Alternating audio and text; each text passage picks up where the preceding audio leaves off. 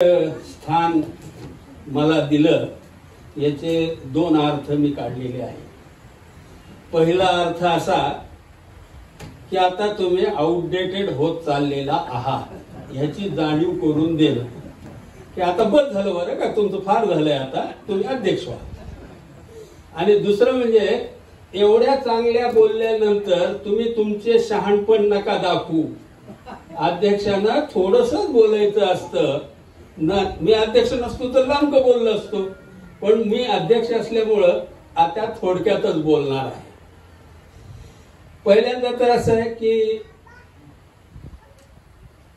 ज्या काळामध्ये ज्या विषयावरचं पुस्तक यायलाच हवं त्या काळामध्ये हे पुस्तक आलेलं आहे.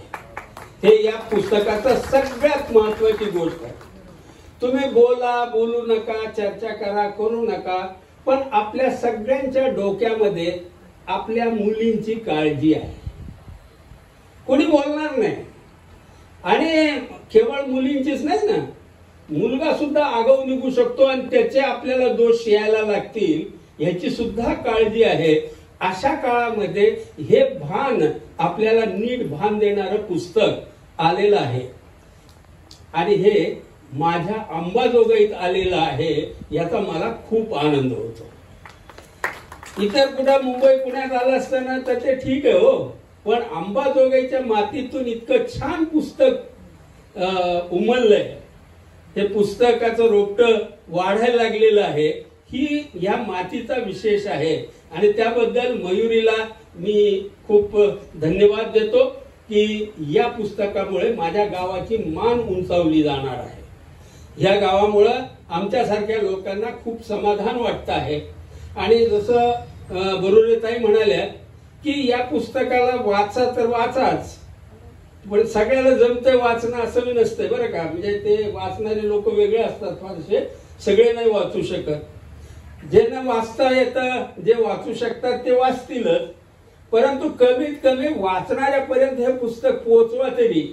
त्यामुळं हे पुस्तक आपल्या गावामध्ये कुठल्याही कार्यक्रमामध्ये भेट पुस्तक म्हणून आपण देऊया, हे आपण करूया. या पुस्तकाचा उल्लेख केला आणि खूप छान केलेला आहे की एक आई आपल्या लेकराला घेऊन बसलेली असं मुखप्रश्न. यादव सरांसाठी तुम्ही टाळ्या वाजवा, छान चित्र काढलेलं आहे. तिचे शिक्षक यादव सर त्यांनी हे केलेलं आहे आणि प्रोडक्शनही खूप छान झालेलं आहे. या पुस्तकाच्या बद्दल तुम्हाला सांगतो, प्रोडक्शनच्या दृष्टीनंच ह्याच्यात चौकटी टाकलेल्या. तुम्हाला सगळं पुस्तक वाचायचं नसेल ना, फक्त चौकटी वाचा. तुम्ही चौकटी वाचल्या की तुम्हाला असं वाटेल की अरे हे अजून आपल्याला बघायला पाहिजे. अशी उत्सुकता निर्माण करणाऱ्या चौकटी या पुस्तकामध्ये दिलेल्या आहेत. ते ह्या पुस्तकाचं चांगलं वैशिष्ट्य आहे असं मला वाटतं. हे दोन्ही म्हणजे डॉक्टर शुभदा लोहिया आणि डॉक्टर शैलजा बरुरे ह्या दोघी मुलींच्या आया आहेत बरं का. आणि ही लेखिका जी आहे ती मुलाची आई आहे, मुलांची आई आहे, मुलीची नाही. राईट, दोघीची आहे. तुझं माझं जमतं. मी पण मुलीचा आणि मुलाचा बाप आहे. मला अध्यक्ष होत असताना एक असा संकोच वाटत होता बरं का. ह्यांचा अधिकार आहे बाबा बालसंगोपन, पालकत्व वगैरे ह्या गोष्टीवर बोलण्याचा. मला काय अधिकार आहे, मी काय बोलू. हे मी शेवटच्या पानावरचाच माणूस आहे बरं का. ज्या वेळेला सगळं नीटनीटकं होऊन जातं ना त्यावेळेस आम्ही मिरवायचं, माझी मुलगी इंजिनियर झाली, माझा मुलगा अमुक झाला, हे सांगायला आम्ही आहोत. बाकीचं सगळं त्यांच्या आईनं करायचं असतं.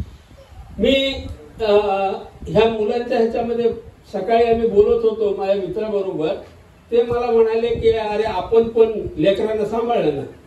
आशाची ड्युटी असायची, नाईट असायची, त्यावेळेला रात्री मला सांभाळावं लागायचं. मग एकदा तर काय झालं माहितीये का, तरंग खूप लहान होती, आम्ही क्वार्टरलाच राहत होतो त्यावेळेला, आणि ही नाईटला गेलेली आणि तिला ताप. आता माझं मेडिकल ज्ञान किती असणार आहे. तिचा ताप वाढला ना, ती झटके द्यायला लागली. आणि मग मी घराच्या बाहेर तिला घेऊन निघालो दवाखान्यात, आता तिच्याकडेच न्यावं, पळायला लागलो, रिक्षा मिळेना हो. अशा वेळेला ही मोठी घडतच, रिक्षाच मिळेना. आणि ते गेटवर आल्याबरोबर तिनं अंग टाकून दिलं. मला वाटलं मेली का काय, कळतच नाही ना काही. आणि मग मी पिडियाट्रिक मध्ये गेलो, कुणीतरी सापडलं, बरोबर घेऊन गेलं.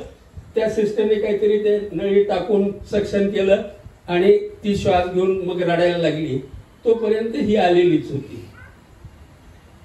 मुलीला लेकराला सांभाळणं वेगळं आणि संगोपन करणं वेगळं आहे बरं का. आम्ही सांभाळलं, अनेकदा सापडलं. मी सारंग 2-3 वर्षाचा असताना माझ्या बरोबर तो पुण्याला जायचा. मी त्यावेळेला शरद जोशींच्या सोबत शिबिर घ्यायचो. 8-8 दिवस मला तिकडे राहावं लागायचं. इथं हिची ड्युटी असायची.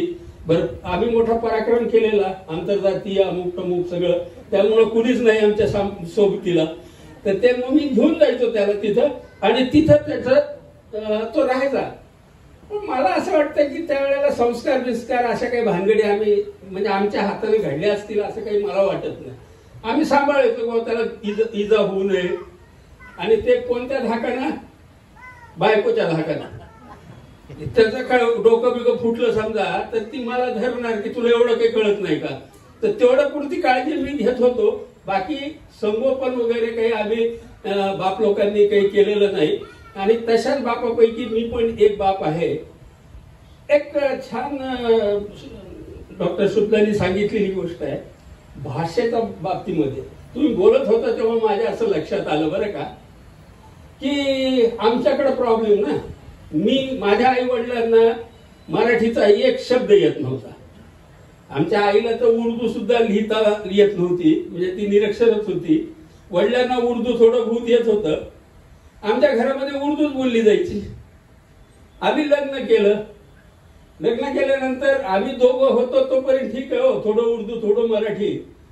मुलं झाली, आता मुलांना काय भाषा, तर मी मार्ग काढून टाकला. मी म्हणलं भाषा मातृभाषा, आईची जी भाषा असेल ना ती घरातली भाषा. आणि मग माझ्या घरात, माझ्या आई वडिलांच्या घरात उर्दू, माझ्या घरामध्ये मराठी. बर, मराठी झाली. आमच्या पोरांनी केला पराक्रम, त्यांचं प्रेम जमलं मुसलमान मुलीशी, एम.ए. उर्दू. मग मला मी म्हणलं की सारंग तुला ना आता उर्दू शिकावी लागेल, कारण मातृभाषा, आईनं भाषा नाही बदलायची, मातृभाषा ठेवायची. आणि मग नातू आता आमच्या घरी येतो, साध लहान लहान होते त्यावेळेला, तर आशा तर मराठी. ती म्हणायची झोप ना झोप ना, ते म्हणतात नाही झोपूंगा. हे जे गोडवा आहे, मी तुम्हाला सांगतो ना, हे संक्रमण आवश्यक आहे. तुम्ही ज्या नव्या जगाकडे जात आहात त्या जगामध्ये, आता आमची टिशा म्हणजे मुलीची मुलगी, ते दोघं इंजिनियर, इंग्रजीतच बोलतात ते लोक. आणि ती नात सुद्धा, आईला सुद्धा इंग्रजीमध्ये बोलते. आता आईला काय कळतंय, किती कळतंय, बापा म्हणजे आजोबाला कळत नाही, तर आईचं मोठा प्रॉब्लेमच आहे. तर आम्हाला कळत नाही, आम्ही आपल्या हिंदीमध्ये मराठीमध्ये रेटून देतो. पण ह्याच्यामध्ये जे संकर होतं ना, संस्कृती हा शब्द संकरातून आलेला आहे, लक्षात घ्या. संस्कृतीचा विकास तेव्हाच होतो जेव्हा संकर होतं. संकर थांबलं की डबकं होतं. आणि जे विकसित होणारे घटक असतात, जे उत्सर्जित असतात, त्या सगळ्या ठिकाणी तुम्ही पाहिलं असेल की तिथं संकर अनिवार्य होता. आणि म्हणून भाषेच्या बाबतीमध्ये किंवा हे जे प्रश्न तिढे येतात ते सोडवण्याचे सोपे सोपे मार्ग आपल्याला काढता येतात. ते काही फार अवघड गोष्ट असते असं नाही. पण त्याच्यासाठी एक मॅच्युरिटी ही लागते की तुम्हाला हे स्वीकारावं लागतं की हे संकर आहे, आणि संकर आलं म्हणून आपण एक नव्या संस्कृतीला एका पुढच्या टप्प्यापर्यंत घेऊन जाण्याचा प्रयत्न करतो आहोत. ही जाणीव आपल्यामध्ये आपण ठेवली पाहिजे. मला असं वाटतं की संगोपनाच्या बाबतीत मी चर्चा केली होती, आता पुन्हा तुमच्या समोर तो मुद्दा मांडतो. हे पुस्तक खूप छान आहे, खरंच छान आहे. आमच्या सारख्यांना तर खूप शिकायला मिळतं. पण मी ॲलेना नावाची एक लेखिका आहे. अमेरिकेमध्ये अशा गोष्टी करतात, पुरुषांचं आणि बाईंचं, स्त्री आणि पुरुष ह्याच्यामध्ये काही वेगळेपण आहे का, आणि असेल तर ते कोणतं. आणि असं वेगळेपण अनेक गोष्टींमध्ये दिसतं. मी आता काही त्या विषयावर बोलायला उभा नाहीये, त्यामुळे फार त्याच्यात जाणार नाही. पण तुम्हाला सांगतो की संगोपनाच्या दोन वेगळ्या पद्धतींचा विचार करायला हवा. मुलींचं संगोपन हे वेगळ्या पद्धतीने, त्याचं कारण असं आहे की पुरुषांना जितकं ऐकू येतं ना, त्याच्या अनेक पट स्त्रियांना जास्त ऐकू येत असतं बरं का.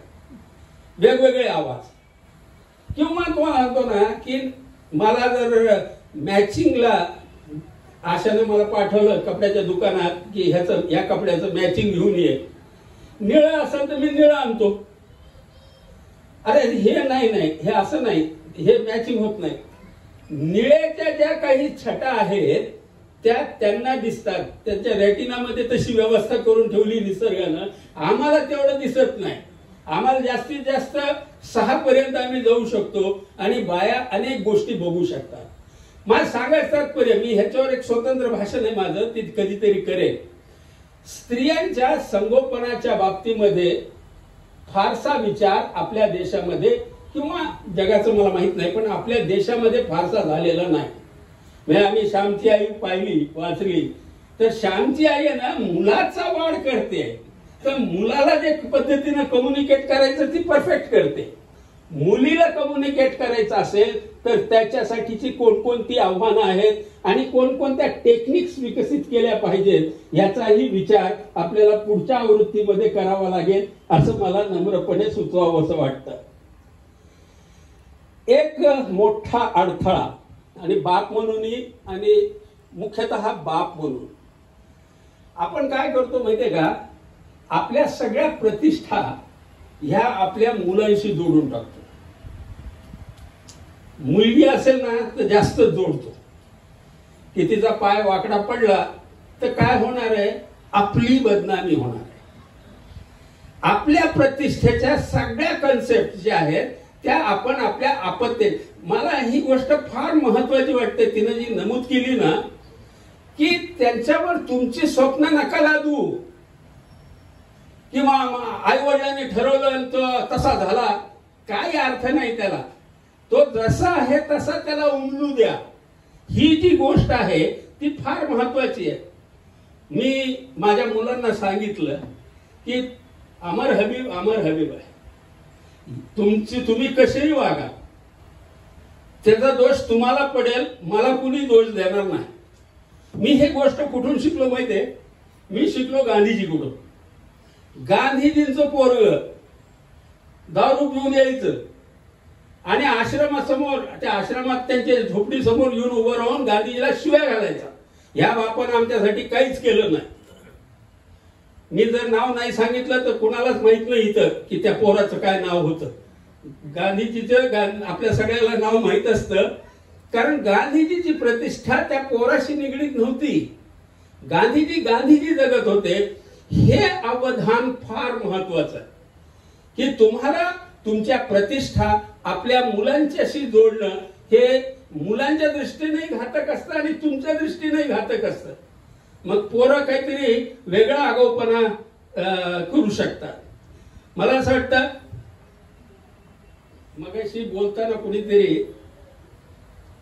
की एखाद्या मुलीवर अत्याचार झाला, बलात्कार झाला, त्याच्याकडे बघण्याची जी आपली दृष्टी असते ती जणू काही तिची चूक आहे. आणि हे मुलींच्या बाबतीत नाही बरं का, सगळ्या व्हिक्टिम्सच्या बाबतीमध्ये जे व्हिक्टिम होतात ना, तर आपण काय म्हणतो तिचीच काहीतरी चूक झाली असेल म्हणून तर हे केलं. म्हणजे लांडगे मोकळे आणि हे ससे बिचारे त्यांना दोष द्यायचा, ते काय करणार आहेत. पण ही मानसिकता आहे की जो व्हिक्टिम असतो, जो बळी जातो, त्याला समाजामध्ये दोष देतात. पण आता काळ बदलतोय आणि ह्याचं एक छान रेफरन्स मला अलीकडे मिळालेला आहे. तो आहे एक तेलुगू फिल्म आहे महाराजा नावाची. त्या महाराजा सिनेमामध्ये हिरो खलनायक सगळ्यांना मुली आणि त्या सगळ्यांचं आपल्या लेकरावर प्रचंड प्रेम आणि त्या मुलीवर अत्याचार होतो आणि ती मुलगी म्हणते, तो सापडतो ना आरोपी, ती मुलगी म्हणते की मला त्याला एकदा भेटायचं. बापाला म्हणते, बाप म्हणतो कशाला जातेस त्याच्या समोर, नाही मला एकदा भेटू द्या. आणि फार हट्ट करून ती मुलगी त्या माणसाच्या समोर जाते आणि त्या माणसाला सांगते की तुला काय वाटतं की मी कोसळून गेले, नाही मी पुन्हा उभा राहणार आहे आणि ठामपणे उभा राहणार आहे हे तुला सांगायला मी आलेले आहे. ही जी नवीन ट्रेंड येतोय मुलांच्या मधला, याला कुठेतरी आपण प्रोत्साहन दिलं पाहिजे. आणि सुदैवाने हे काल परवा म्हणजे मी इतकी सिनेमे बघितले, इतक्या वर्तमानपत्रांचे रिपोर्ट वाचले, बलात्कार केलेली बाई पडद्याच्या आडच निघून जाते, ती उभीच राहत नाही, म्हणजे दिसतही नाही, राहती असेल कदाचित पण ती दिसत नाही. महाराजांनी पहिल्यांदा असं लक्षात आणून दिलं की ते व्हिक्टीम उभं राहून त्या बळी घेणाऱ्या किंवा अत्याचार करणाऱ्याच्या तोंडावर सांगताय की मी आता कोसळणार नाही, मी उभा राहणार आहे. ही गोष्ट मोठी आशादायक आहे असं मला स्वतःला वाटतं.